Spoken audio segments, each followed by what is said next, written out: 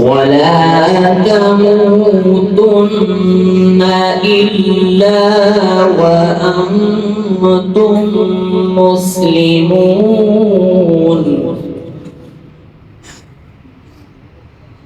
واعتصموا بحبل الله جميعا ولا تفرقوا.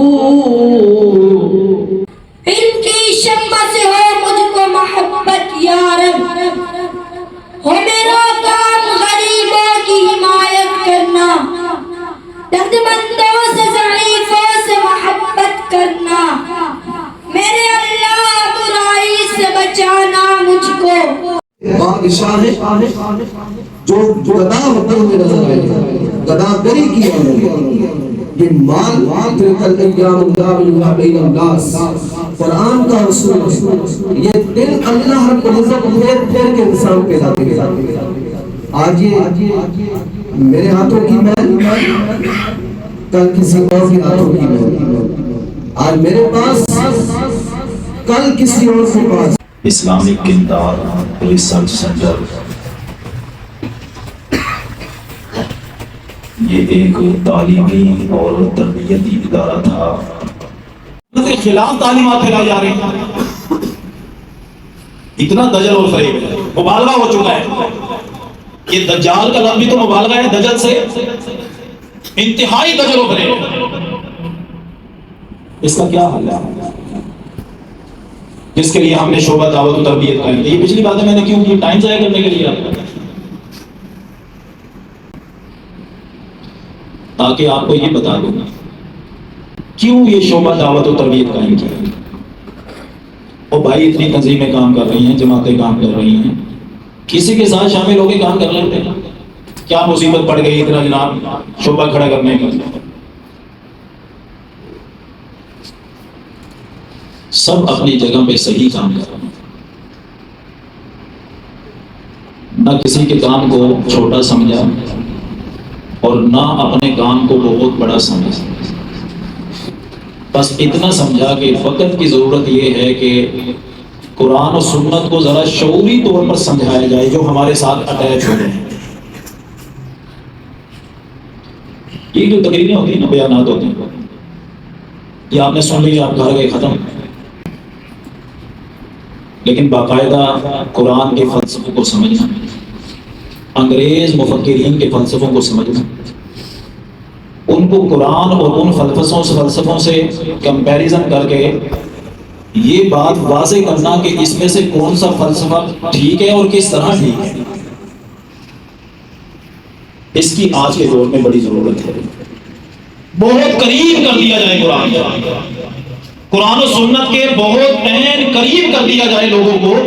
قرآن و سنت سے ان کا تعلق گہرا وابستہ کر دیا اور مطالبہ بھی ہے. اللہ فرماتا ہے وَاعْتَصِمُوا بِحَبْلِ اللَّهِ، اللہ کی رسی کو مضبوطی سے تھامو. کہیں فرمایا وَاعْتَصِمُوا بِاللَّهِ، اللہ کو مضبوطی سے پکڑو.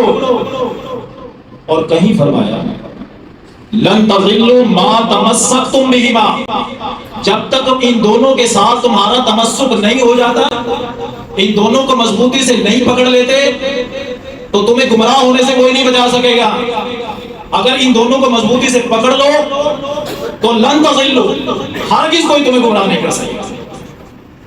یہ کلپ آ گیا جی، یہ کیا کہہ رہا؟ دیکھیں جی، قرآن کی آیت پیش کی ہے اس نے، یہ مطلب بیان کیا ہے، یہ حدیث پیش کی ہے. پہلے تو ہم یہ سنتے تھے علماء سے، آج تو بالکل نئی بات آ گئی ہے کہ علماء تو یہ صحیح نہیں بیان کرتے رہے. پہلے ہو جاتے ہیں نا پریشان.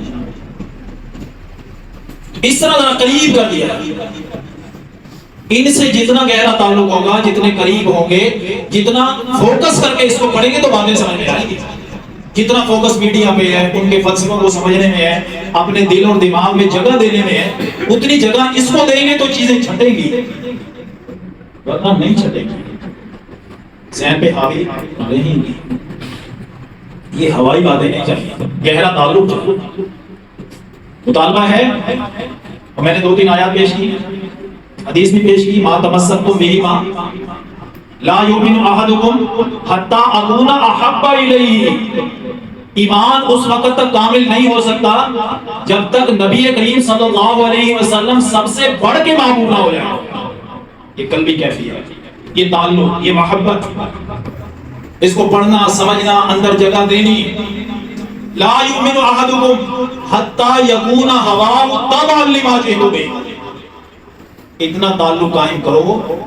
تم میں سے کامل مومن اس وقت تک بندہ نہیں بن سکتا جب تک اپنی خواہشات کو پیچھے چھوڑ دے اور نبی پاک صلی اللہ علیہ وسلم کے لائے ہوئے دین کے تابع نہ ہو جائے. تعلق، مضبوط تعلق پیدا کیا. یہ صحیح ہے. اس سے قطع نظر عموماً یہ دیکھا گیا ہے اللہ اس کو عطا کر دیتا ہے دنیا میں عطا کرتا ہے. تو ہمارا اصل مسئلہ یہ نہیں جو ہم سمجھ رہے ہیں. ہمارا اصل مسئلہ یہ ہے کہ ہم قرآن و سنت سے دور ہو گئے. پھر ایک اور مسئلہ کھڑا ہو جاتا ہے. فروعی مسائل پہ تو ہماری لینز لگا کے بیٹھے ہوئے ہیں. فوکس ہے قرآن و سنت، قرآن و سنت، قرآن و سنت. اور جو مشترکات ہیں جس میں ہمارے سب مسئلہ مانتے ہیں کہ یہ کام نہیں کرنا چاہیے، یہ کرنا چاہیے، یہ نہیں کرنا چاہیے، اس پہ توجہ نہیں.